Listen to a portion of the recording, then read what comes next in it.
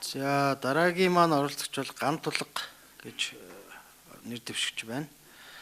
Нэр дэвшигч 5-аас 10 минутанд багтаан өөрийгөө танилцуулж хүнийхээ комиссийн гишүүнээр сонгогдсон бол цаашд ямар арга хэмжээ авч хэрэгжүүлэх талаараа хэлэх ёстой байгаа. Тэгээд захимаар болон оролцож байгаа бол ажлын хэсгийн гишүүд танаас асуулт асууж хариулт авна. Тэгээд ийм дэгээр явах ёстой. Та асуултаа өөрийгөө танилцуулна. За та бүхэнд энэ өдрийн мэндийг хүргье. За өөрийгөө танилцуулъя. Би одоо 45 настай, хуульч мэргэжилтэй 1998 онд Монгол Улсын их сургууль хууль зүйн дээд сургууль, 2010 онд удирдлагын академи, 2017 онд Бүгд найрамд Солонгос улсын Чомбок үндэсний их сургуульд суралцаж хууль зүйн ухааны докторийн зэрэг хамгаалсан. За ажлын дуршлагын хувьд гэвэл 1998-аас 99 онд Улсын ерөнхий прокурорын газарт болсон хүчний асуудлаар үүссэн зааварлагчаар 99-өөс 2001 онд Сангай ярхан дүүргийн прокурорын газарт хяналтын прокурор, 2001-ээс 2002 онд нийслэлийн прокурорын газар хяналтын прокурор, 2002-оос 2005 онд Сангай ярхан дүүргийн прокурор, ерөнхий прокурор оролцогчоор, за 2005-аас 2008 онд Чингэлтэй дүүргийн ерөнхий прокуророор, за 2008-аас 2009 онд нийслэлийн ерөнхий прокурорын оролцогчоор, 2009-өөс 2013 онд Улсын ерөнхий прокурорын газарт мөрдөн байцаах хэрэг хүртэх мөрдөн байцаах ажиллагааны хяналттай ажиллаар үүссэн хяналтын прокуророор, ингээд 2014-өөс 17 оны хооронд Бүгд найрамд Солонгос улс докторантус сурж төгсөж ирээд Улсын ерөнхий прокурорын газрын сургалт судалгааны төвийн дараагаар 17-аас 19 онд за манай сургалт судалгааны төвд бүтцтэй өөрчлөлт орсон шалтгаанаар одоо өнөөдөр хүртэл Улсын ерөнхий прокурорын газрын хяналт шинжилгээний үнэлгээ сургалтын албаны дарга ахлах прокуророор ажиллаж байна. За Орос, Англи, Солонгос хэлний тодорхой мэдлэгтэй. За сүүлийн 7 жил би энэ сургалт судалгааны чиглэлээр ажиллаж байна. За 22 жил прокурор ажиллахдаа Монгол Улсад эрүүл хууль тогтоомжийн хэрэгжилтийг нэг мөр хангуулах, дээрэс нь хүний эрхийг зөрчигдөхөөс урьдчилан сэргийлэх, зөрчигдсөн эрхийг сэргээх, за хүний эрхийн сургалтыг хууль сахиулах болон шүүх эрхтлийн байгууллага албан тушаалтнуудад хийх зэргээр ажиллаж ирсэн. За хүний эрхийн үндэсний комиссд гишүүнээр нэр дэвссэн шалтгаан маань ерөөсөө хүний эрхийн энэ өөрийн олсон дуршлага, мэдлэгээ энд зориулъя гэсэн юм зорилготой л орж ирсэн тавчгаа хэлэхэд. Ингээд сонирхсан асуултанд хариулахад бэлэн байна. За Ган Тулга прокурорт баярлалаа танилцуулга хийсэнд. За оролцогчоос асуух одоо асуулттай гэж нэрээ өгсөн 4 хүн байгаа юм байна. Болор сайхан, Сүх гэрэл, Баяр сайхан, Алтан туяа гэд. За мөн бусад ажиглагчаар одоо оролцож байгаа түрүүний одоо Үнэнбат ахлагын хэлсэн ажлын хэсгийн ахлагчийн хэлсэн хүмүүсүүд ажиглагчаар оролцож байна. За энэ дараалалаар нь асуултуудыг явъя. Тэгээ Болор сайхан байна уу? Асуултаа тавина уу? Нэр жигсэгчээс асуулт асууя. Яг тогтвортой үйлчлэлийн зорилгыг 2015 оноос хойш хэрэгжүүлснээр Монгол Улсын засгийн газар сайн дурын тайландаа дурдсан. Тэгээд засгийн газрын зүгээс хүлээн зөвшөөрсөн эмзэг бүлэг гэдэгт бол хүүхэд, залуучууд, ахмад насны, өвчлийн бэрхшээлтэй хүмүүс, шилжин суурьшиж байгаа хүмүүс, малчид зэрэг хүмүүсийг бол онцолж бид нар энэ хүмүүсийг эмзэг гэж тодорхойлж байгаа учраас эдгээр хүмүүсийн яаж амьдралыг сайжруулахад ялангуяа эмзэг гадуурхагдсан эсвэл эрх мэдлэгийн нөхцөл байдлыг бид нар анхаарна гэж хэлсэн байгаа юм. Яг судлаачийн хувьд таны харж байгаагаар эдгээр нэр дурдсан нийгмийн бүлгүүдээс гадна өөр ямар бүлгийг та комиссийн гишүүнээр сонгогдвол дараагийн 6 жил эрхийг нь илүүлэхэд анхаарах вэ гэж дотроо төлөвлөж байна. Тэрийг хуваалцаач. Хоёр дахь асуулт маань болохоор та яг өөрийн сайн дураар ямарваа нэгэн хүс урамшуулгүйгээр хүний эрхийн чиглэлээр сайн дураар ажиллаж исэн туршлага байвал бас тэрийг хуваалцаач.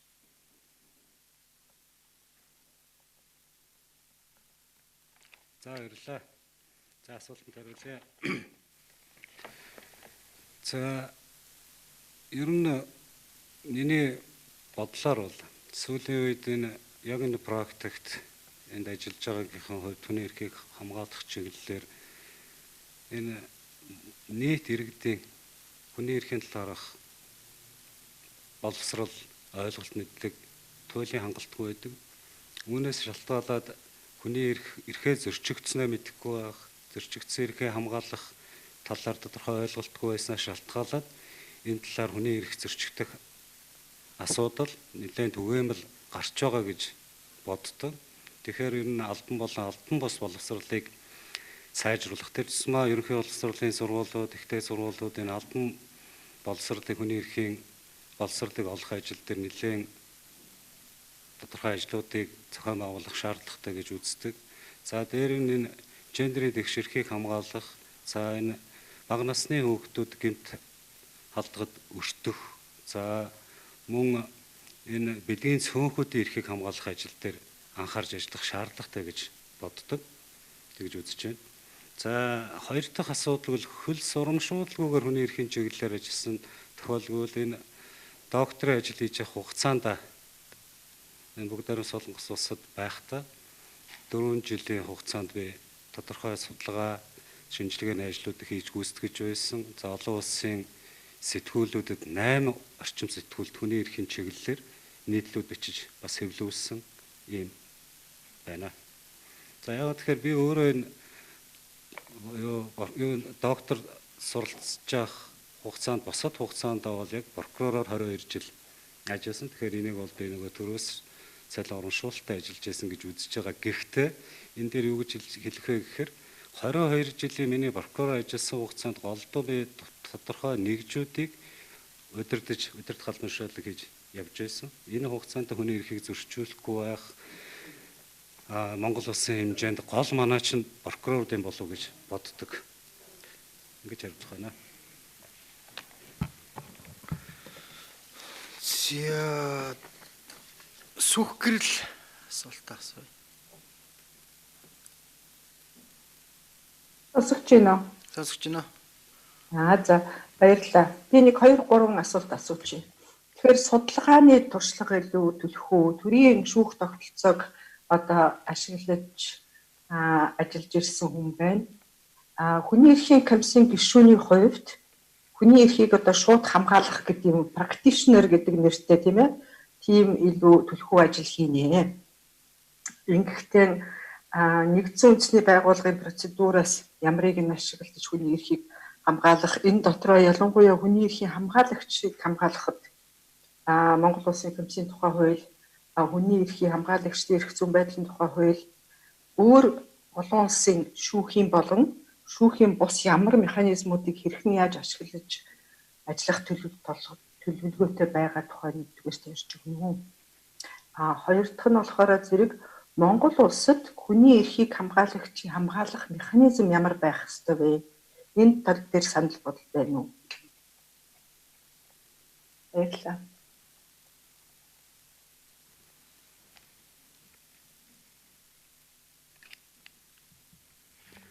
За Монгол улсын хэмжээнд өнөөгийн байдлаар энэ хүний эрхийг хамгаалах зөрчигдөхөөс урьдчилан сэргийлэх чиглэлээр энэ хүний эрхийн тогтолцооны байгууллагууд болоо буюу энэ улсын их хурал, засгийн газар, шүүх, прокурор, цагдаагийн байгууллага бүгдээрээ тодорхой хэмжээгээр үйл ажиллагаагаа явуулж байгаа.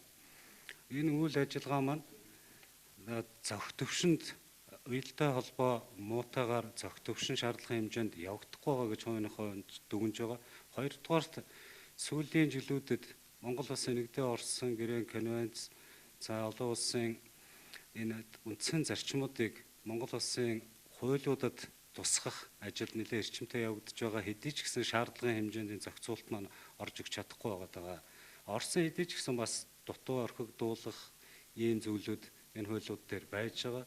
Тэгэхээр цаашдаа ер нь энэ төрийн бус байгууллагууд тэр тусмаа энэ шүгэл үлээгчийн хууль одоо юу ятсан өргөн баригдсан явж байгаа. Тэгэхээр төрийн бус байгууллагууд болон энэ бусад иргэдтэйгээ хамтарч энэ хүний эрхийг хамгаалах чиглэлээр тодорхой ажлуудыг хийх, дээрээс нь төрийн бус байгууллагуудад энэ төрийн ажлын тодорхой чиг үүргүүдийг дистаратаа шилжүүлэх, шөө илүү шилжүүлэх шаардлагатай гэж үздэг. Яагаад тэгэхээр энэ ганц хүний эрхийн комисс гэдэг юм уу, тодорхой тооны хэдэн улсууд энэ Монгол улсын хэмжээнд энэ хүний эрхийг хангах, урьдчилан сэргийлэх, зөрчигдөхөөс энэ ажил дээр тодорхой үр дүнд хүрэхгүй байхаа. Тэгэхээр бүх нийтээр энэ төрлийн байгууллагууд болон төрийн бас байгууллагууд бүх иргэд энэ талаар хамтарч ажиллах нь зүйтэй гэж үздэг. За хоёр дахь асуудал маань юу гэдэг гэхээр энэ эрүүл шүүлт тулгах энэ конвенцэд манайх нэгдэж орсон хэдий ч гэсэн та бүхэн мэдчихэж байгаа бах энэ практик дээр тодорхой хүний эрхийг зөрчигөрөөдөн шүүх гэмтэрэг маань гарч байгаа. Тэгэхээр прокурорын хувьд 20 хэдэн жил ажилласны хувьд хаана хүний эрх зөрчигдөж болох уу? Зөрчигдөхөөс урьдчилан их хэрхэн сэргийлж болох гэдэг арга зам тодорхой бодлогыг боловсруулахад анхаарна гэж бодож байгаа. За 3 дугаарт нь тэгэхээр Монгол улсын нэгдэн орсон гэрээ конвенцуудыг Монгол улсын нутаг дэвсгэрийн хэмжээнд бүх иргэд байгууллагын одон тушаалтан төрийн болон орон нутгийн байгууллагууд хэрэгжүүлж ажиллахад тодорхой бодлого, тодорхой хөтөлбөрүүдийг боловсруулж ажиллана гэж бодож байгаа.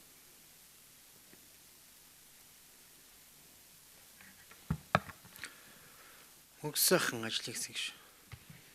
За эхний асуулт байна. Тэгэхээр прокурор шүүх хурлаанд бол яллах чиг үүрэгтэй оролцдог. Тухайн хүний гин буруутай гэж үзсэн тохиолдолд бол яллах дүгнэлт үйлдээд шүүх хурлаанд ордог. Тэгээд миний асуулт бол юу гэхээр бас 22 жил прокурорын ажил хийсэн хүний хувьд энэ хугацаанд та ингээд яллах дүгнэлт үйлдээ шүүхтэр одоо яллаад шүүхийн шийдвэр гараад эцлэгдээд одоо ялаа идэлсэн хүний хувьд дараа нь одоо харамсаж исэн тухайлбал гин буруугүй байсан биш байгаа гэж харамсаж исэн эсвэл одоо таны одоо санал болгосон ялын төрөл хэмжээ хүндэтсэн ч гэдэг юм уу тэгж харамсаж исэн тохиолдол бий юу? За бий бол энийг одоо ярьж болох уу, болохгүй юу? Болох хэмжээнд нь та тодруулж хэлж болох уу? 3 дугаарт энтэйгээ холбоотой дараа нь ийм хэрвээ гарч исэн бол ямар арга хэмжээ авсан бэ гэсэн ийм асуулт байна. За түрүүн би нөгөө өөрийнхөө ажлын туршлагаа хэлсэн. Голдоо энэ хугацаанд хэр бүртэх мөрдөн байцах ажиллагаанд хяналттай ажиллаар үүссэн прокуророор за нийслэлийн прокурорын газартай байхдаа би ял илрүүлэх ажиллагаанд хяналттай ажиллаар үүссэн прокурор 2 жилийн хугацаанд хийж гүйцэтгэж байсан. За энэ хугацаанд маш олон хэрэгт улсын яллагчаар оролцож байсан. Гэхдээ одоо мөнгөсөйхэн гишүүний асууж байгаа асуулт хариулсан шиг сүүлд нь харамссан.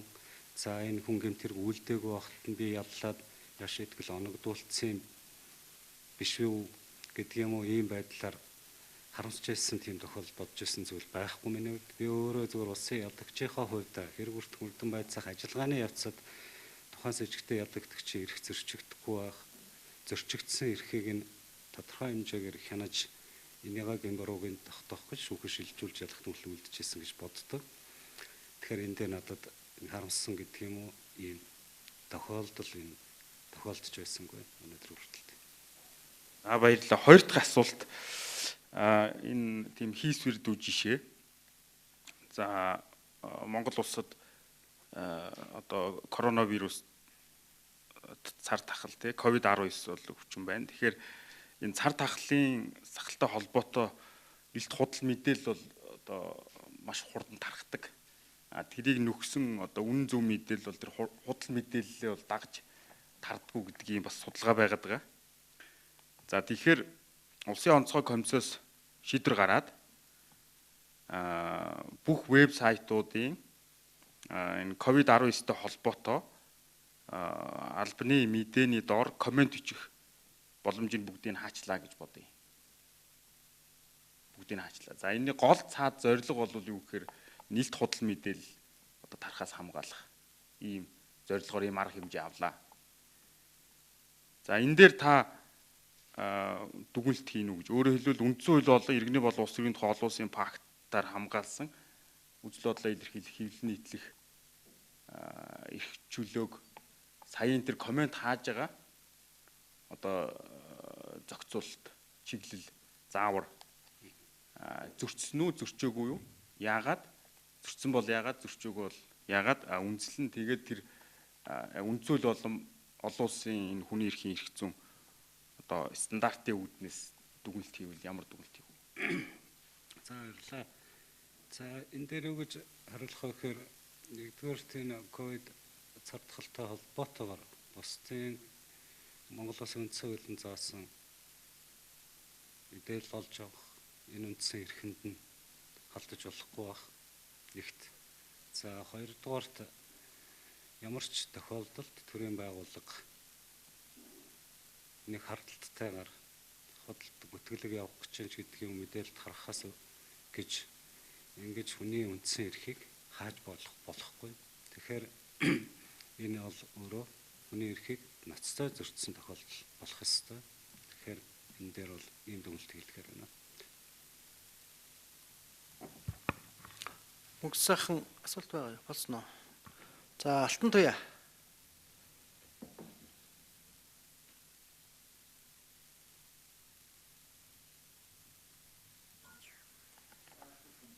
За миний дуу орж ирсэн үү? Ирсэн байна.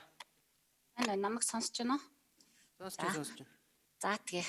Би өглөөнөөс хойш нэг хоёр асуултан дээр хариулт авчих гал асуусан бүх хүмүүс маань бүрэн хариулж өгч чадахгүй л байгаа л да. Тэгээ танаас энэ асуултаа ахаад бараг тавтаж асуух нь зүйтэй гэж бодоод асуух гэж байна. За нэгдүгээрх нь бол хүний эрхийн комисс одоо хүний эрхийн чиглэлээр ажиллаж байгаа хүн, хүний эрхийн байгууллагад ажиллаж байгаа хүн бол хүний эрхийн суурь зарчмуудаа бол мэддэг байх хэвээр. Энэ үднээсээ бол би хараат бус байх, тэгээ би даасан байх гэдгийг одоо таны бодлоор эсвэл таны мэддгээр та бас хэлж өгнө үү? Юу гэж ойлгох юм бэ гэдгийг хэлж өгнө үү? Хоёрдугаар нь хүний эрхийн үндэсний комиссыг хараат бус би даасан байхад нь таны зүгээс одоо яг ямар хувь нэмрээ оруулж ажиллана гэж харж ийн вэ гэдгийг нэгдүгээрт олвол асууя. За хоёр дахь асуулт маань юу юм бэ гэхээр өнөрмө прокурорын адил та бол прокурорын байгууллагад 22 23 жил ингээд ажиллажсэн хүн байна. Тэгэхээр хинч намайг хаанаас ч харсан би прокурор гэсэн нэг тийм одоо соёл одоо юу зуршил гэдэг юм одоо төлөвсөн байгаа хэл та прокурорын байгууллага. Тэгэхээр мэдээж хүний эрхийн үндэсний комисс бол прокурорын байгууллага бол биш. Тэгэхээр хүний эрхийн үндэсний комиссаар болж одоо ажиллахад таны одоо энэ бас соёл хандлага бас өөрчлөгдөж тэр хүний эрхийн мэдрэмжтэй байх тал руугаа байх хэвээр. Тэгэхээр яг ямар соёл хандлагыг та одоо энэ хүний эрхийн комиссараар ажиллах хугацаанд одоо дэлгэрүүлж түгээж баримталж ажиллах вэ гэж асуумаар байна. За баярлалаа. За хараат бус бие даасан ажиллах энэ юусэн ямар ч төрийн байгууллага энэ албан тушаалтны гол зарчим чиг байх ёстой. Тэгэхээр ямар нэгэн байгууллага албан тушаалтан улс төрийн хүчин ямар нэгэн этгээдийн санаатай болон элдв шахал дарамтнаас ангид байж гагцхүү хүний эрхийг хамгаалах, хангах, хүний эрхийг зөрчигдөхөөс урьдчилан сэргийлэх ажлыг хийж гүйцэтгэх ёстой. Өнөөдөр нэг үгээр хэлэхэд бас нэг тодорхой бүлэглэлийн хэмжээнд өөрийнхөө хүсэл сонирхлыг, эрмэлзлийг энэ ямар нэгэн төрлийн үйл ажиллагаанд оролцуулах, бие болгох сонирхол нэлээд нийтлэг болж байгаа шүү. Тэгэхээр энэ элдв халдлагаас бие дааж автахгүй байх ажиллах тийм шаардлага боломж байдлыг бий болгож чадна гэж үзэж байгаа.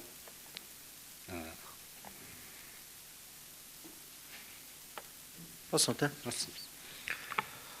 Хоёр дахь нэр асуултаа нэр биений харилцаа хандлагын хувьд тэгэхээр зүгээр прокурор гэдэг энэ ажил мэргэжил албан тушаал маань ерөөсө хүний эрхийг гол хамгаалагч, хүний эрхийг зөрчсөн эрхийг сэргээгч гол хүн юмшүүл гэж би ойлгож явдаг шүү.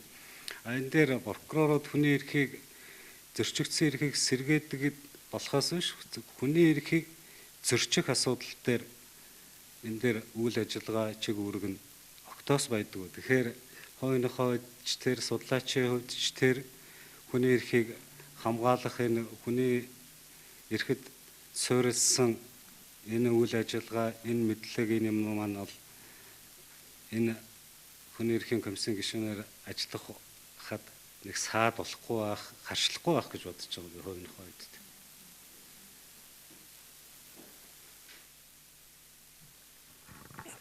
За сүх гэрэл асуулт арай жоохон бүрэн хариулаагүй гэж үзэх шиг боллоо. Тэгээд асуусан байна. Нэгдсэн үндэсний байгууллагын тусгай процедураас ашиглан хүний эрхийг хамгаалах, ялангуяа хүний эрхийг хамгаалахад хүний эрхийн үндэсний комиссийн тухай болон хүний эрхийн хамгаалагчийн эрх зүйн байдлын тухай хуулиуд өөр шүүхийн болон шүүхийн бус механизмыг хэрхэн ашиглах гэж байгаа тухай ярьж өгнө гэсэн байна. Тэгээд араасаа гэнэ тийм. Хүний эрхийг хамгаалах механизм Монгол улсад ямар байж болох тухай санал бодол байвал бас давхар хуваалцаач гэсэн. Баярлалаа. За тэгээд хүний эрхийг өнөөдөр хамгаалах зөрчигдсөн эрхийг нь сэргээх энэ ажил маань өнөөдөр Монгол улсад нэг буруу талаас яваад идэх юм уу гэсэн надад нэг дүгнэлт яваад байдаг. Яагаад тэгэхээр хүний эрхийн талаарх мэдлэг ойлголтыг нийт иргэдэд энэ боловсролыг олгосон тохиолдолд хүний эрхийг зөрчигдсөн үед нь нийтээрээ нэг зөрчигчлөө энэ асуудлын сэргээ гэж хандхаасаа илүү гол нь бид бүхэн хүний эрхийг зөрчил гарахаас урьдчилан сэргийлэх энэ бодлого энэ чиглэлийг хандлагыг бий болох ёстой гэж боддог гол нь. Яагаад тэгэхээр өнөөдөр ингээ харж байхаар юу гэдэг 18 наснд хүрээгүй хүний хүчинтэг хэмжээгийн судалгаа, гэр бүлийн хүчирхийллийн судалгаач гэдэг юм уу. Дээрээс нь мас уруулах сэтгцэн нөлөөд ийм бодисын судалгаануудыг манай сурах судалгааны төвөөс энэ судалгаанууд хийсэн. Энэ судалгааны үр дүн дүгнэлтүүдийг бид бүхэн дүгнээд үзэхээр ерөөсөө төрийн байгууллагууд тэр тусмаа энэ тухайн ажлуудыг хариуцсан байгууллагуудын маань уялдаа холбоо шаардлагын хэмжээнд хүрэхгүй байгаагаас шалтгаалаад тухайн төрлийн гэмт хэрэгүүд, тухайн этгээдүүд, хохирогч маань хохирох энэ нөхцөл болцоо байдлыг бий болгоод байгаа харагдаад байна. За хоёрдугаарт энэ дээр бид нэр ямар дүгнэлтийг хийж үтсэн бэ гэхээр ерөөсөө Монгол улсын хэмжээнд энэ хүний эрхийг хамгаалагч нар за энэ хүний эрхийн чиглэлээр ажиллаж байгаа байгууллагын уялдаа холбоог сайжруулаад энэ олон улсын гэрээ гэнэцүүдэд заасан заалтуудыг Монгол улсад ерөөсөө нэг бүрчлэн заалтны бүрээр нь хангуулах талаар тодорхой бодлого боловсруулж ажиллах шаардлагатай болов уу гэж харагдсан. Ажлын хэсэг хишгсах. За миний хувьд хоёр жижигхэн шууд хариулчих асуулт. Нэг нь болохоор бас өөрийн чинь дүгнэлтийг сонсгосон. Тэрний үгээр одоогийн хүний эрхийн үндэсний комиссийн одоо 20 жилийн энэ үйл ажиллагааг өөрөө эрхэн дүгнэдгөө ямар зүйлд нь илүү одоо шүүмжлэлтэй ханддаг вэ те. А тэгээд энэ гишүүн болох юм бол энэ одоо шүүмжлэлтэй хандж байгаа зүйлээ засаж залруулахын тулд юу хийхээр төлөвлөж байгаа вэ гэдгийг нэгдүгürt асуух гэсэн. За хоёрдугаарт болохоор өөрийн чинь мэдлэг туршлагыг харахаар илүүтэй нөө эрүүл шүүлтээс өрсөн сэргийлэх асуудал эрхэлсэн гишүүнээр нэрээ өгсөн бол гэж харагдчихсан. Тэгэхээр яагаад тэрэнд өгөхгүй комиссийн гишүүнээр өгсөн бэ гэдэг дээр хариулаач. А гуравт болохоор бид нар өөрөө чинь хүний эрхийн үндэсний комиссийн гишүүнээр зайлшгүй сонгон шалгаруулах ёстой юм байна гэж итгэл үнэмшил төрүүлэхүйц 3 шалтгааныг бидэнд хэлээч. Баярлалаа. За сүүлийнх нь асуултаас хариулт авчаа. За нэгдүгээрт миний туршлага гэж бодож байгаа. Яагаад тэгэхээр өнөөдөр 22 жил бас бүх нэгжийн прокурорын газарт тодорхой албан тушаалуудыг хашаад явсан. Энэ туршлага маань нэгдүгээр. За хоёрдугаарт хувийн хувьд миний энэ судалгааны ажил хийсэн, судлаачаар ажилласан, за докторийн зэрэг хамгаалсан энэ ажлуудын маань энэ судлаачаар ажиллаж тодорхой судалгааны шинжилгээний үндсэн дээр энэ Монголын нийгэмд болохгүй байгаа энэ асуудлуудыг гаргаж ирсний үндсэн дээр энэ тодорхой бодлогыг боловсруулж ажиллах боломжтой юм болов уу гэж бодсон. За дараагийнх нь зөвхөн эрүүл шүүлтийг нөгөө гишүүнээр ажиллах гэдэг энэ эсвэл зүгээр зөв жирийн гишүүнээр ажиллах гэдэг энэ асуултын хувьд бол зүгээр миний өөрийн хувь нэл сонголт юм шүү. Тэрнээсээс өөр заавал тэрэн дээр байх ёстой гэж үзэх хайшаа юм бол тоо. За дараагийн асуултанд гэвэл эхний асуултанд хүний эрхийн үндэсний комисс байгуулагдсан хугацаанд тодорхой ажлуудыг тэр тусмаа энэ Монгол улсад хүний эрхийн хамгаалах, хүний эрхийг зөрчигдөхөөс урьдчилан сэргийлэх, за Монгол улсын хүн нийтийн дунд энэ хүний эрхийн боловсролыг түгээх энэ ажилд тодорхой бас акт дэвшилтэй ажилласан. Энэ дээр би үгдгийн гэхдээ тодорхой хэмжээнд засаж сайжруулах, өөрчлөх ийм ажлууд байгаа. Түрүүн би нэг асуултанд нэг давчхан хариулсан. Би зөв давчхан хариулаад байгаа шүү. Давчхан хариулсан нэг зүйл байгаа. Юу гэхээр энэ ерөөсөө бид нэр голдуу ерөөсөө энэ Монгол улсад ямар асуудал төр хүний эрх голчлон зөрчигдөд байна. Энэ дээрээ бид нэр нэгдүгürt гол асуудлаа олж чадаагүй болоо гэж хардаг. Тэгэхээр заавал зөрчигдснийхэн дараа олон нийтийн анхаарлыг хандсныхан дараа араас нь энэ асуудал дээр явдаг. За хоёрдугаарт энэ өргөдөл гомдол өгсөн тохиолдолд энэ зүйлүүдийг анхаарч үздэг ийм зүйлүүд байсан. Тэгэхээр хүний эрхийн мэдрэмжтэй байж дээрээс нь тодорхой судалгаа шинжилгээ хийж энэ судалгаа шинжилгээнийхээ үндсэн дээр аль салбарт аль асуудал дээр хүний эрх зөрчигдөх боломж нөхцөл бий болцсон байна вэ гэдгийг бид нар тогтоож иж энэ дээрээ тодорхой олон зүйлүүд одоо юу гэдгийг тэр өргөдөл гомдол янз бүрээр хүний эрхийн комисс ирж байгаа бах.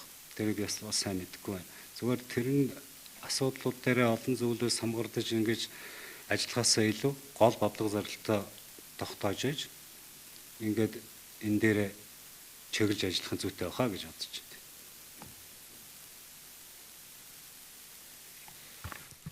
За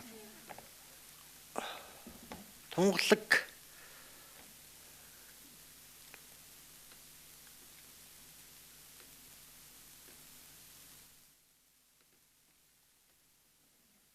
асуултаас гараа. За хурд гаргалагчид талархж гэн үг хэлэх боломж олгосон. Тэр хоёр асуулт байна танд. Ер нь судалгаа шинжилгээний үндсэн дээр бас асуудалд хандаж юм уу хүний эрхийн үндэсний комиссийн гишүүд үйл ажиллагаа явуул шийдвэр гаргах нь зөвч гэлээ. Хүний эрхийн ноцтой зөрчил гарсан нийгэмд одоо зөрчилөөс асуудал гарахад бол хүний эрхийн үндэсний комиссийн гишүүд байр суурийг илэрхийлэх нь бол маш чухал гэж бол хүний эрхийн байгууллагууд үздэг. Тэгэхээр танаас нэг асуулт байна. Сүүлийн 3 жилд Монгол улсад гарсан хамгийн ноцтой хүний эрхийн нэг зөрчлийг нэрлэнэ үү? Тэгээд тэрэн дээр та өөрийнхөө байр суурийг одоо илэрхийлнэ. Хоёрт нь болохоор та бол одоо хүний эрхийн үндэсний комиссийн гишүүн болвол дандаа эрх мэдэлтнүүдтэй тулна. Тэ? Шашны, төрийн албан хаагч, тийм ээ? Бизнес гэх мэтлэн одоо ийм эрх мэдэлтэй хүмүүс л хүний эрхийг зөрчдөг. Тэгэхээр хүний эрхийн үндэсний комиссийн гишүүн энэ одоо эрх мэдэлтнүүдтэй тулахад одоо ямар ч дарамжхалт гадны нөлөөгүй ажиллах тийм хэрэгцүү орчин өнөөдөр бүрдсэн гэж та үзэж байгаа юу? Хуульч хүний хувьд хууль одоо уншиж судалдаг хүний чинь асууж баярлалаа.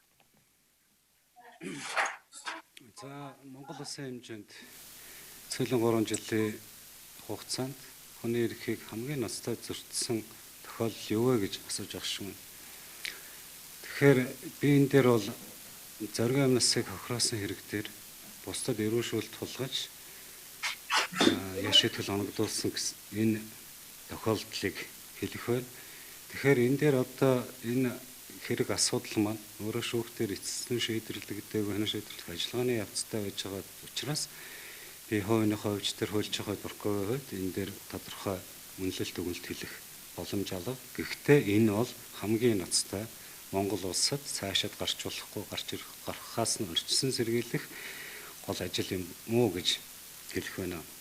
За хоёрдугаарт хүний эрхийн үндэсний комиссийн гишүүнээр томилогдсон тохиолдолд Амраа нэг албан тушаалтан за Амраа нэгэн бүлэглэл хүчний нөлөөнд автахгүйгээр ажиллах боломж надад байгаа гэж боддог. Монгол улсын хуульд ч гэсэн энэ дээр тодорхой хамгаалалт зохицуултыг хийсэн байгаа. Тэгэхээр энэ нөхцөл бололцоо хангагдсан гэж үздэг хувийн хувьд. За алтан туяа асуултандаа жоохон дутуу хариулчихуу гэж үзсэн байна. Дахиад танаас сууж өгөөч гэж бичээд явуулсан. За би нэг танд уншиж өгье. Өглөөнөөс хойш бол ерөнхийдөө бүх оролцогчдод асуугаад яг нэг хариулт нь олж чадахгүй байна гэж үзээд байх шиг байна. Бие даасан байдал гэдэг дээр хариулт өгсөнгүй. Комиссийн хараат бус байдал бие даасан байдлыг баталгаажуулах тал дээр өөрийн зүгээс ийм юм хийх талаар танилцуулсангүй. Танилцуулж өгөөч гэсэн.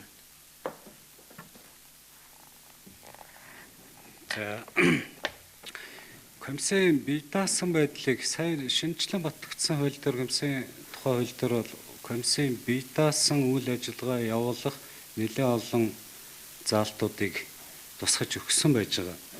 Тэгэхээр энэ хуулийн хэрэгжилтийг хангуулах тал дээр анхаарч ажиллахад зүгээр бие даасан хараат бусаар үйл ажиллагаа явуулах хууль зүйн үндслийг нь бол энэ хууль тогтоогч нар тогтоогод өгчихсөн. Тэгэхээр гол нь энэ комиссод ажиллаж байгаа хүмүүс маань гишүүнээр томилогдсон улсууд маань энэ хараат бусаар үйл ажиллагаа явуулах хувь хүнийх нь иргэний зориг, дээрээс нь өөрийнх нь ухамсар, чадвар, мэдлэгийн асуудал байгаа. Тэрнээс шинэ хуулиар бол энэ хараат бус бие даасан байдлаар үйл ажиллагаа явуулах нөхцөл бололцоог хангалттай заагаад өгчихсөн тусгацаа хуульд гэж хувийн хувьд бодож байгаа.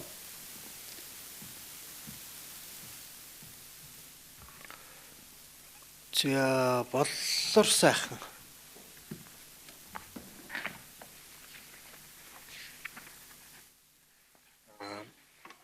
Хүнийхэн үндэсний байгууллагуудыг яг сайн ажиллаж байгаа үсгийг нь нэгтлэхийн тулд юуг удирдлага болгож байна вэ гэдгийг нь боловсруулж бэлтгэсэн баримтчийг Парисын зарчим гэж нэрлэж ашигладаг. Хүнийхэн чигүүргээ гүйцэтгэж байгааг нь тодорхойлохдоо. Тэгээ энэ дээр яригдж байгаа хэд хэдэн зүйлс төр юуг анхаардаг вэ? Манай хүнийхэн үндэсний комисстой холбоотой юу яригдсан бэ гэхээр товчоор бол засгийн газраас бие даасан байдлаар үйл ажиллагаа явуулах, ямарваа нэгэн байдлаар гадны нөлөөгүй хараат бусаар ажиллах, олон ургалч байдлаар төлөөллийг хангаж ажиллах, тэгээ зохистой санхүүжилттэй хүний нөөцтэй байх тухай яригддаг. Тэгээд 5 жил тутам хүнийхэн үндэсний комиссыг магадлан итгэмжлэхэд бол ер нь бол томилгооны тод байсангүй шаардлагатай хүнийхэн асуудал дээр энэ хараат бус байдлаа бүрэн дүрэн хангаж чадсан уу? Тэгээд энэ олон ургалч байдлыг бүрдүүлж чадахгүй байгаа юм биш үү? Тэгээд энэ хүний нөөц болон санхүүгийн нөөцөө яг ингээд бүрэн дүрэн хадгалчихад энэ засгийн газрын нөлөө ялангуяа сангийн яамнаас нөлөө байгаа юм биш үү гэдгийг магадлан итгэмжлэхтэй бусад улс орны хүнийхэн үндэсний байгууллагууд тодруулж асуудаг. Тэгэхээр яг энэ дээр тулгуурлаад яг хараат бусаар комисс үйл ажиллагаа явуулахад ямарваа нэгэн улс төрийн нөлөө байлаа гэж тооцоод таны комиссийн гишүүн байхад ийм нөлөө гарч ирвэл та улсад мөр зэрэгцээ сууж байгаа 4 хүнтэйгээ хэрхэн хуралдаж асуудлыг шийдэх вэ? Яг үнэхээр хууль нугалж байгаа гэдэг юм уу? Хууль дэдлэх ёсыг үл тоогоод ийм нөлөө гарсан тохиолдолд та яг ямар арга хэмжээ дангаараа болон комиссийн бүрэлдэхүүний хувьд авна гэж төсөөлж байна. Так санаа асуултаа нэ. За Хүнийхэн үндэсний комисс маань энэ шинэ хуулиараа ер нь хамтын шийдвэр гаргадаг байгууллага гэж боддог. Энэ ерөөсөө тухайн гишүүн даргад бүгдээрээ хамтран нэг бодолтой, нэг чиглэлтэй, нэг байдалтай байж аж энэ хамтын шийдвэрээр энэ үйл ажиллагаа явагддаг. Цаашдаа ч гэсэн энэ хүнийхэн үндэсний комиссийн гишүүд маань өөрсдөө бодлого зорилтын хуулийг нэг мөр хэрэгжүүлэх, үйл ажиллагаанд мөрдлөг болохын тулд хамтарч бүгдээрээ асуудал дээр нэг чиглэл бодлоготой байж ажиллаж тодорхой үр дүнд хүрэх бах. За төрийн байгууллага элдв газраас энэ хараат бусаар ажиллах шийдвэр гаргахад нь нөлөөсөн тохиолдолд энэ тал дээр хамтын шийдвэр гаргаад холбогдох хууль тогтоомжинд заасан арга хэмжээнүүдийг авах байх зүгээр. Хоёрдугаарт энэ нэгэнт ийм асуудал гараад энэ нь төрийн байгууллага засгийн газрын зүгээс юм уу тодорхой хэмжээний нөлөөлөлүүд авах гэж байгаа тохиолдолд энэ олон улсын хүний эрхийн байгууллагууд дээрээс нь Монгол улсын энэ хүний эрхийг хамгаалах чиглэлээр ажиллаж байгаа байгууллагууд за дээрээс нь нийт иргэд шүгэл үлээгч нарынхаа дэмжлэг тусцааг авч иж энэ хууль бус үйл ажиллагааг тассан зогсоох чиглэлээр бас төрийн бус байгууллага олон нийтийн олон улсын хүний эрхийн байгууллагуудаас дэмжлэг тусалцаа авч иж энийг тассан зогсоох ийм арга хэмжээ авах болоо гэж бодож байна. За ажлын хэсгийн гишүүд асуулт байна уу? За би нэг юм асууч. Сая та хариултан дээр нэлээд дурдлаа. Энэ оны 1 сарын 23-ны өдөр улсын хурлаас Монгол улсын хүний эрхийн үндэсний комиссийн тухай хуулийг шинжилэн баталсан. Тэгээ энэ бол нэлээд их эрх хэмжээг нэмэгдүүлсэн, олон зохицуулт заалтууд орсон. Тэгээд 3 байгууллагатай бол ялангуяа онцгойлон харилцаж байхаар зааж өгсөн. Тэр нь бол улсын их хурл, засгийн газар, дээрээс нь прокурорын байгууллага бүр нэр бүрчтэн зааж оруулсан. Тэгэхээр та бол 20 гаруй жил прокурорын салбарт ажилласан хүний хувьд энэ маань ажиллахад дөхөн байх уу? Аль эсвэл эсрэгээрээ за энэ мөргөө таньдаг прокурортой холбоотой мэдээлэл ирсэн байна. Энийг ингүүл болохгүй нэ гэдэг сөрөг юм танд эсвэл бий болох уу гэдэгт энэ дээр та нэг хариултаа хэлж өгч. За энэ хүний эрхийн үндэсний комиссийн тухай хууль дээр прокурорын байгууллагын газар их хурлтай хэрхэн харьцах талаар тодорхой заалт зохицуултууд байж байгаа. За би прокурортой холбоотой энэ асуудлыг надаас асуусан учраас энэ прокурорын байгууллага гэдэг маань би түрүүн бас хэлсэн хүний эрхийг хамгаалдаг гол субъект маань Монгол улсын хэмжээ. Тэр тусмаа хэрэг бүртэх мөрдөн байцах ял хэдүүлэх ажиллагаанд бусдыг эрүүдэн шүүх, гин буруугүй этгээдэг, илтгэд гин буруугүй хүнийг яш итгэл, оногдуулах, эрхийн зөрчих энэ асуудлыг гаргуулахгүй байх гаргасан тохиолдолд сэргээх ажил дээр прокурорын байгууллага Монгол улсын хэмжээнд энд гол үүрэг оройтойгоор оролцдог. За шинэ хууль дээр бол энэ прокурорын байгууллагаас энэ гэмт хэргийн талаарх энэ мэдээллийг авах тал дээр хамтарч ажиллахаар заасан байгаа. Тэгэхээр прокурорын байгууллага маань одоо сүүлийн жилд энэ гэмт хэргийн статистик мэдээллийн хуулийн байгууллагууд төсөөлөх байгууллагуудын мэдээллийн нэгдсэн сан маань прокурорын байгууллага дээр ирсэн. Энэ прокурорын байгууллага дээр байгаа нэгдсэн мэдээллийн сангаас тухайн төрлийн гэмт хэрэг зөрчлийн ихэвчлэн Монгол улсын хэмжээнд үйлдэгдэж байгаа гарч байгаа гэмт хэрэг зөрчлийн талаарх мэдээллийг цаг алдахгүй авах боломж бий. За энэ мэдээллийг авсны үндсэн дээр тодорхой ажлуудыг зохион байгуулах боломж ийм байдал бий болсон. Тэгэхээр цаашдаа ч гэсэн энэ хүний эрхийн үндэсний комиссийн гишүүд прокурорын байгууллагатай энэ эрүүдэн шүүх гэмт хэрэг за хүний эрхийг зөрчил гарахаас урьдчилан сэргийлэх талаар хамтран судалгаа хийх, за дээрээс нь бодлого боловсруулах, зөрчигдсөн эрхийг хамгаалах чиглэлээр үр дүнтэй хамтран ажиллах боломж нөхцөл бий болсон гэж үзэж байгаа. За дээр нь бол энэ нөгөө яг шалгагдаж байгаа хэрэг бүртгэх мөрдөн байцаал прокурорын амтын шатанд дээр нь шүүхтэр хилцэгдэж байгаа хэргийн асуудал дээр бас тодорхой энэ шалгалт явуулахыг хоригдсан байж байгаа. За зүгээр ийм өргөдөл ирсэн тохиолдолд тариаллын дагуу тухайн тушаалтан хариуцсан улсуудад нь шилжүүлээд энэ талаараа бас хэрхэн шийдвэрлсэн талаар нас мэдээлэл авах энэ боломж нөхцөл нь нээлттэй байгаа. За дондуу гэж хүн асуулт асууя. Бичгээр асуусан. За энийг уншаад өгье. Нийтийн эрх ашгийг хамгаалах асуудлаар та хэрхэн ажиллая гэж бодож байна вэ? Цагдаагийн эрхийн газрын гэр шохирчийг хамгаалах хилцэд татан богдсон дахрын албаныг үүсгэж байсан чиг үүргийг хэрхэн хэрэгжүүлж байна вэ? Энэ тал дээр санаа бодлоо хэлээч гэсэн. За энэ гэр шохирчийг хамгаалах тухай хууль батлагтан гарan хэрэгжиж байгаа. Энэ гэр шохирчийг хамгаалах ажил маань ажил дээр сүүлийн 3 жил манай сургууль судалгааны төв намайг ахалж ажиллаж байсны хувьд цагдаагийн эрхийн газартай хамтарч бид нэлээд олон сургалт гараа явуулах, дээрээс нь хууль зохиолох байгууллага прокуроруудыг хэрэгжүүлэх зөвлөмжийг бид бүхэн гаргасан юм. Энэ зөвлөмжийг энэ хуулийн сахиулах байгууллагын ажилтнууд сайн мэддгүйгээсээ шалтгаалаад тухайн гэмт хэргийн гэрч Тэр тусмаа хохирогч нарын эрх зөрчигдөх, за тодорхой бас энэ хэргийг шалгах ажиллагаанд нөлөөлөх, тухайлбал нэдүүлгээс буцах гэдэг юм уу, ийм бусдад ял завших боломж нөхцөлийг бий болохгүй үднээс тодорхой бид нар үе шаттайгаар энэ сургалтыг улсын хэмжээнд сүүлийн 2 жил зохион байгуулах, сая энэ ковид гарахаас өмнө сургалт зохион байгуулах боломжтой хад бид нар улсын хэмжээнд хийж гүйцэтгсэн.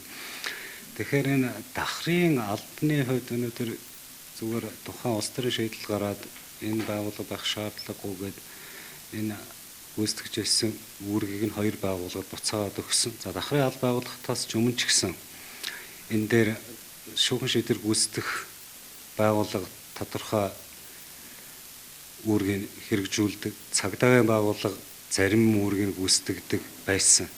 За энэ үүргийг одоо яг хуучин ямар байдалтай байсан тэр хэмжээнд явж байгаа. Гэхдээ энэ дээр нэг давуу зүйл юу гарсан бэ гэхээр нэг шуурхчийн хамгаалах тухай хууль гарсны дараа тодорхой энэ байгууллагууд энэ эрхийг хангаж ажиллаж байгаа гэж бодож байгаа.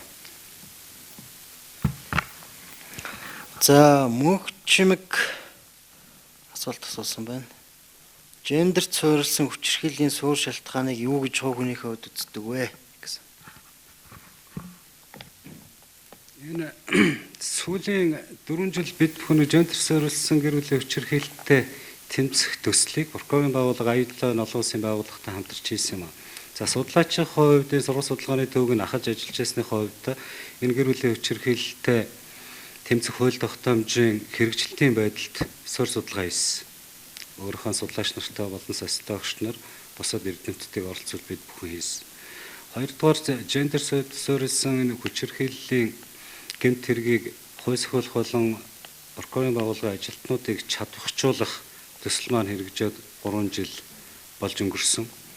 Энэ төсөл энэ хөтөлбөр маань нэлээд үр дүнд хүрсэн. Яагаад гэхээр энэ гэр бүлийн хүчирхийлэлтэй тэмцэх энэ ажилд тодорхой үр дүн гаргасны тод жишээ бол өмнө нь бид бүхэн гэр бүлийн хүчирхийлэл нэлээд үйлдэгдэж гарч бүр хүнд шатандаа орсондоо бусдын гэр бүлийн хүрээнд гардаг хүн амны хэрэг. Энэ хүн амныг нийт гарч байгаа хүн амны хэргийн бараг 80 орчим хувь нь гэр бүлийн хүрээнд гардаг байсан. Хүний амнаас хүрэх юм. За энэ хүчирхийлэл гэр бүлийн хүчирхийлэлтэй тэмцснээр бид нар тодорхой хууль баталж эрэг хууль тогтоомжинд өөрчлөлт оруулснараа хүн амны хэрэг сүүлийн жилүүдэд буур хандлагатай тэр тусмаа 2018 онд 40 орчим хувиар бууж ирсэн судалгааны дүн гарсан байж байгаа. Энэ юуг хэлж харуулж байгаа гэхээр ерөөсөө гэр бүлийн хүчирхийлэлтэй тодорхой бодлого гаргаж хууль тогтоомжинд зохицуултыг боловсронгуй болгоснороо тухайн төрлийн гэмтгүүдийг бууруулах. За дээрээс нь гэр бүлийн хүчирхийллийг өрчсөн сэргийлэхэд тодорхой үр дүн гарч болдго юм байна гэдгийг маань энд харуулсан. Болорсах.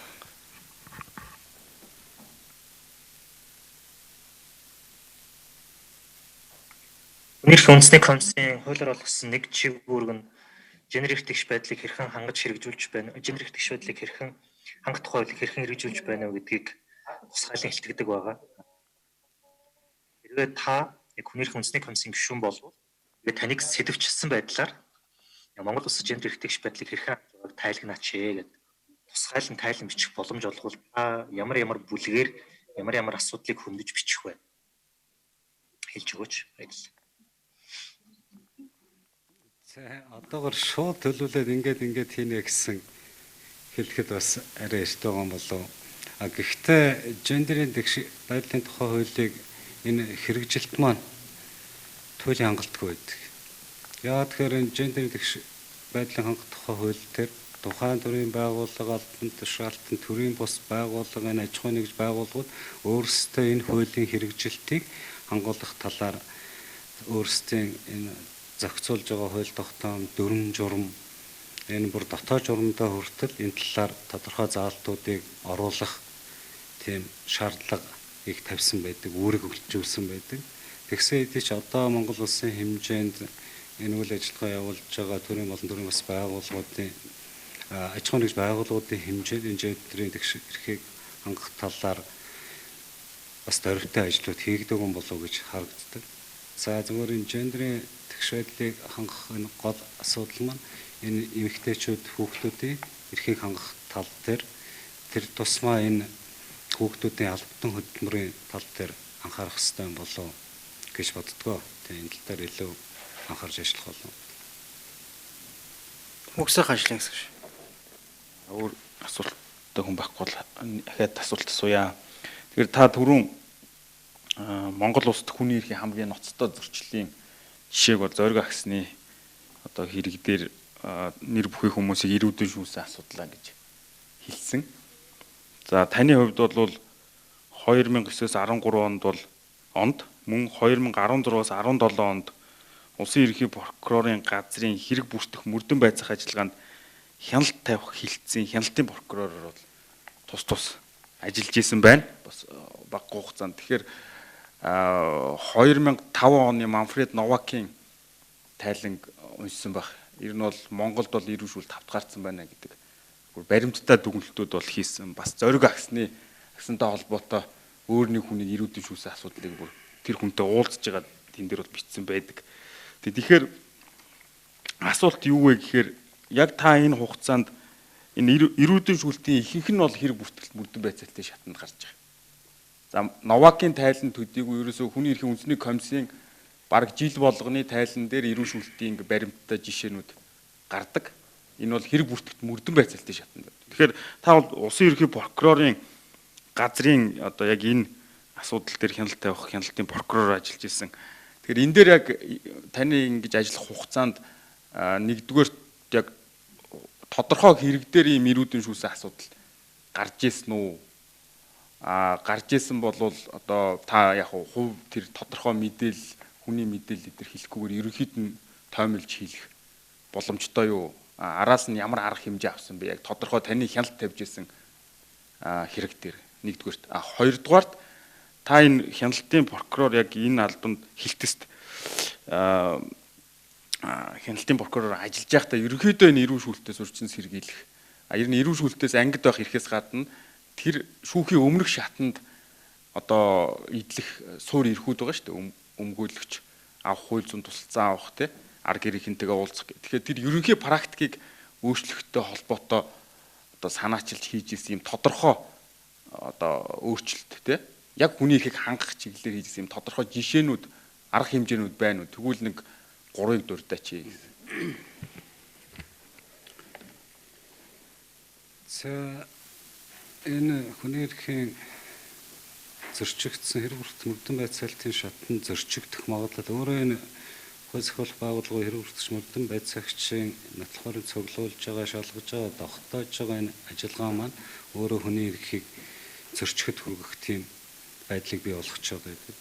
Гэхдээ хуулиараа бол хүний эрхийг зөрчихгүй байх талаар зохицуултууд хангалттай засвагдаж өгсөн байдаг. Гэхдээ энэ тухайн хэргийг шалгаж байгаа хүмүүсийн ур чадвар тэрс хүний эрхийн хандлагын хувьд шаардлага хангадгүй.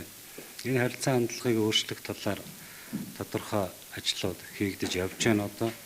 За тэр тусмаа энэ хүний эрхийг зөрчигдсөн зөрчлүүдийг гаргахгүй байх талаар хувийнхөө хувьд бол тухайн эрүүгийн хэрэгт гомдол гэмтрийн талаарх гомдол мэдээлэл ирсэн үеэс нь прокурор хяналтаа тавих тасралтгүй энэ мөрдөн шалгах ажиллагааг удирдан зохион байгуулж хяналт тавьж ажиллахад энэ хүний эрхийн талаарх зөрчил гарахгүй байх боломж нөхцөл бий. За миний хяналт тавьж исэн хэрэгүүдээр бол тодорхой өмөлөх хэрхээр хангаагүй гэдэг юм уу? Эсвэл үндэслүүгээр цагдаа хорсон ийм тохиолдлууд гарч байсан. За энэ дээр эхний асуултын хоёр дахь асуултыг холбоод ярьчих гэж бодож байна. Энэ Монгол Улсын хүний эрхийн хэрэгжлийн талаарх Новакийн нэлтгэл дээр бол ерөөсөө хүний эрүүдийн шүүлттэй холбоотой энэ тусгаасан эрх бүхий байгууллага байх ёстой юм а гэдгийг тодорхой дурдж өгсөн юм а. Ингээд улсын ерөнхий прокурорын дэргэдэх мөрдөн байцаах алба байхдаа энэ хүний эрх эрүүдийн шүүхттэй холбоотой гэмтэргүүдийг илрүүлэх, тасн зогсоох, дэм буруутай этгээдүүдэд хариуцлага оногдуулахад нэлээд зарчмын өөрчлөлт гарсан юм. Гэсэн хэдий ч энэ ерөнхий прокурорын дэргэдэх мөрдөн байцаах албыг татан буулгаснараа энэ дээр бид нар ухралт хийсэн юм аа. Тэгээ энэ тайланд ч гэсэн тодорхой дурдж өгсөн байдаг. Энэ ерөнхий прокурорын дэргэдэх энэ албыг дахиж байгуулах нь зүйтэй юм аа. Хараат тусаар үйл ажиллагаа явуулах, ямар нэгэн эрүүдний шүүсэн тохиолдлын илрүүлсэн тохиолдолд тухайн этгээдэд заавал яар шийтгэл оногдуулж яллах үйл ажиллагааг нь явуулж вэ гэсэн ийм зөвлөмжийг Монгол Улсын газарт өгсөн байдаг. Тэгэхээр зүгээр хувийнхөө хувьд ч тэр хуульчийн хувьд бодоход энэ улсын ерөнхий прокурор дэргэдэх мөрдөн байцаах албыг дахин байгуулах, энэ эрүүшүүл тулах гэм тэр энэ дээр тэмцэхэд тодорхой ахиц гарах болов гэж бодож байгаа. За зүгээр энийг яаж үзэж болдог вэ гэхээр 2014 оноос энэ татан буугдсанаас хойш хугацаанд одоо цагдаагийн байгууллагын тусгай субъектыг мөрдөх хэлтс энэ хэрэгүүдийг шалгадаг мөн авилгатай тэмцэх газар тодорхой хариаллын хэрэгүүд нь байдаг. Энэ хоёр байгууллагын татан буугдсан хугацаанаас энэ прокурорын дэргэдэх мөрдөн байцаах алба 2002 онд байгуулагдсанаас хойш хугацааны хийсэн ажил шийдвэрлэсэн хэрэг энэ хоёр статистик дүнгийн харьцуулаад харахаар энэ мөрдөн байцаах алба хэрэгтэй байсан юм болов уу? Цаашдаа бас энэ байгууллагыг байгуулад ажилуулах нь хүрэлттэй болов гэж бодож байна. Баярлалаа. Зүгээр миний нөгөө асуулт бол юу гэхээр нөгөө та яг энэ хяналтын прокуророор ажиллаж байхдаа яг энэ эрүүшүүлтийг одоо тассан зогсоох, урьдчилан сэргийлэх эсвэл бусад энэ процессын эрхүүдийг хангахтай холбоотой тийм санаач хийсэн зүйл байгаа юу? Яг тодорхой. За ер нь бидний цаг дууссан мэд авчихаа хариулж.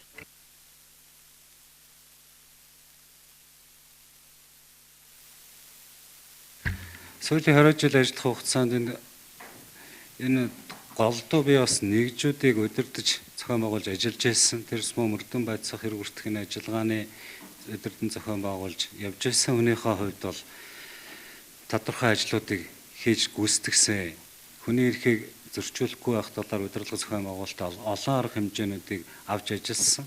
За үүний үр дүнд ч гэсэн миний бас харилцаж явж байсан энэ байгууллага нэгжүүдэд хүний эрхийн зөрчих, за хүний эрхийг зөрчигдсөн эрхийг сэргээх ажил дээр бусад бас адилхан нэгжүүдээс илүү үр дүнтэй ажиллаж байсан болов уу гэж хувийнхаа хувьд боддог.